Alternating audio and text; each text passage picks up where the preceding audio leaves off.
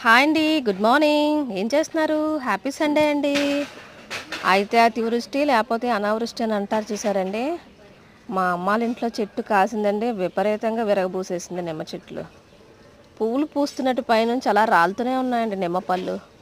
అరే ఇంత ఎక్కువైపోయాయి కదా అని బయట ఇచ్చేద్దాం అంటే రూపాయి కన్నా తక్కువ అడుగుతున్నారండి.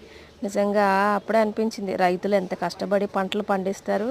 వాళ్ళు అంత కష్టపడి పండించినందుకైనా సరే వాళ్ళకి పెట్టుబడి పెట్టిన డబ్బులు వస్తే బాగుండు అనేసి. రావు కదండి. నిజంగా అప్పుడే అనిపించింది మనం కష్టపడి పెంచిన దానికి ప్రతిఫలం రాకపోతే బాధ అనిపిస్తుందని. అవునన్న వాళ్ళు కామెంట్ చేయండి. ఇంతకీ మా నిమ్మకాయలు ఎలా ఉన్నాయో చెప్పండి. చూసారా ఎన్ని కాయలు కాసినాయో, అవన్నీ పండిపోయి కింద పడిపోయినవేనండి. ఇంకా చెట్టుకి పండిపోయి ఉన్నాయండి. మీలో ఎవరికైనా నిమ్మకాయలు కావాలంటే చెప్పండి, కామెంట్ చేయండి. ఓకేనా?